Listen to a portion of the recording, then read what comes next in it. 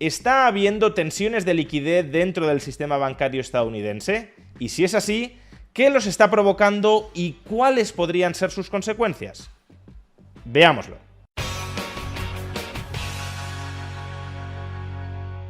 Durante las últimas semanas hemos estado escuchando que la banca regional de los Estados Unidos podría estar a las puertas de una nueva crisis de liquidez. Las reservas de los bancos en la Fed caen por debajo de 3 billones de dólares en medio de un drenaje de liquidez. E incluso en un reciente discurso, el presidente de la Reserva Federal, Jerome Powell, afirmó lo siguiente: han comenzado a surgir algunas señales de que las condiciones de liquidez en el sistema bancario se están endureciendo gradualmente. ¿Qué es entonces exactamente lo que está sucediendo? Bueno, vamos a tratar de explicarlo paso a paso. Desde mediados del año 2022, la Reserva Federal de los Estados Unidos está inmersa en un proceso de ajuste cuantitativo del tamaño de su balance, el famoso Quantitative Tightening. Esto supone que cuando los activos de la Fed, que sobre todo son títulos de deuda pública y títulos de deuda hipotecaria avalados por el Tesoro estadounidense, cuando esos activos vencen, es decir, cuando se amortizan a vencimiento estos títulos de deuda, la Fed no efectúa nuevas compras para reemplazarlos. Y claro, si esos activos van venciendo mes tras mes, año tras año, eso equivale a decir que la cantidad de activos medida en dólares que posee la Fed va descendiendo progresivamente, como vemos en este gráfico. Desde mediados del año 2022, los activos totales en manos de la Fed han caído de alrededor de 9 billones de dólares hasta 6,5 billones de dólares, es decir, una reducción de alrededor de 2,5 billones de dólares. Pero claro, como cualquier estudiante de contabilidad sabe, los activos totales son igual a los pasivos totales. Eso significa que si los activos totales se reducen, los pasivos totales de la Reserva Federal también caen. De hecho, técnicamente los activos que posee la Fed se amortizan con el rescate de los pasivos que ha emitido la Fed. Y por tanto, cuando la Fed recompra sus propios pasivos, estos desaparecen. Pero dejando este detalle técnico de lado, lo cierto es que si los pasivos de la Fed caen, entonces sus pasivos también se tienen que reducir. Y esto es algo que también es fácilmente observable en este otro gráfico. Los pasivos de la Fed desde mediados del año 2022 se han reducido en la misma magnitud que los activos. Pues bien, y aquí llega lo interesante, las reservas que posee el sistema bancario de Estados Unidos y de cualquier otro país desarrollado, es decir, la primera línea de defensa de su liquidez, esas reservas bancarias son en realidad pasivos de la Reserva Federal. Y por tanto, si los pasivos totales de la Fed se reducen, las reservas con las que cuenta el sistema bancario también tienden a reducirse.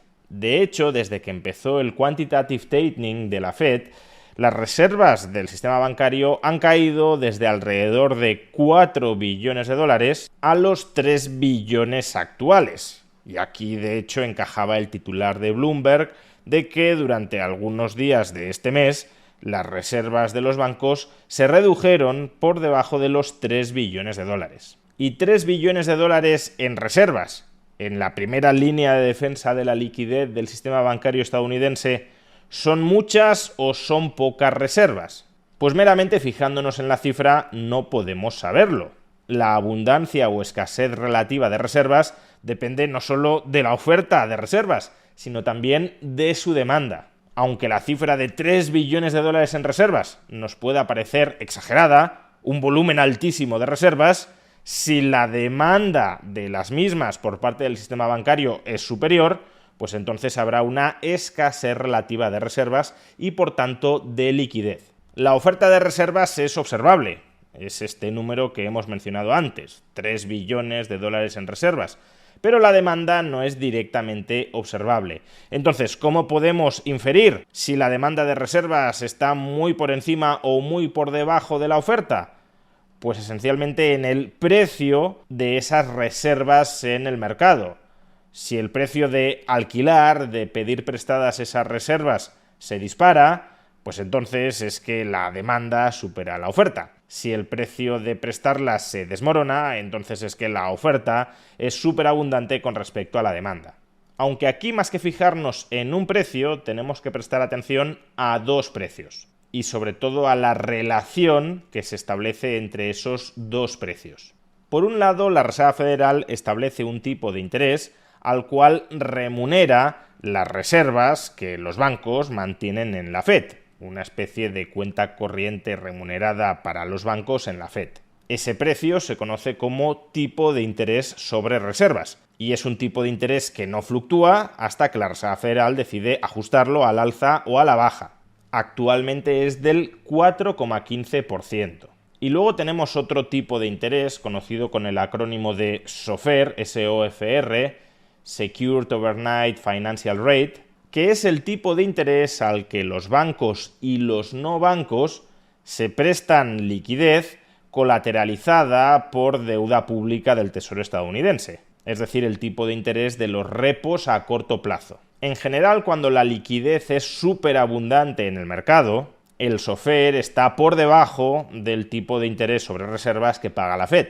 Los bancos se quedan con sus reservas remuneradas en la Fed al tipo de interés sobre reservas y los no bancos que tienen exceso de liquidez, como no pueden colocar ese exceso de liquidez propio en la Fed, remunerado al tipo de interés sobre reservas de la Fed, porque ese tipo de interés es solo para los bancos, compiten entre ellos por deshacerse de ese exceso de liquidez, prestándolo a tipos de interés por debajo de aquel al que remunera la Fed las reservas. No muy por debajo, porque si fuera extraordinariamente por debajo, los bancos los pedirían prestados para recolocarlos en su cuenta corriente en la Fed y obtener la remuneración del tipo de interés sobre reservas, pero sí unos pocos puntos básicos por debajo. Eso es lo que sucede cuando la liquidez en el sistema financiero es abundante.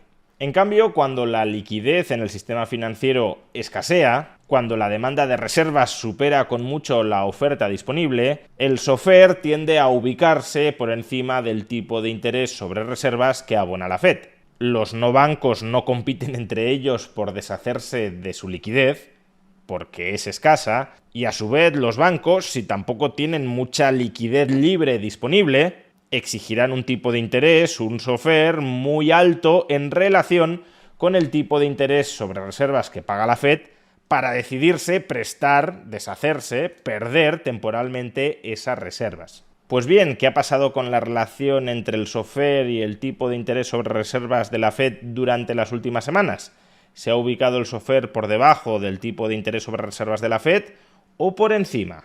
Lo podemos comprobar en este gráfico del economista Jim Bianco. En la parte de arriba del gráfico observamos cuál ha sido el tipo de interés sobre reservas de la Fed y el SOFR en distintas fechas desde el año 2022.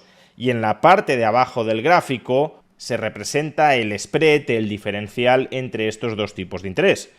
Cuando el SOFR está por debajo del tipo de interés sobre reservas, esto aparece representado como una franja en rojo, es decir, cuando está en rojo no hay tensiones de liquidez. Creo que Jim Bianco no ha escogido el color más adecuado para representar esto, pero el rojo en este gráfico representa ausencia de tensiones de liquidez. Y en cambio, cuando el SOFR está por encima del tipo de interés sobre reservas de la Fed, esto aparece reflejado en el gráfico en verde.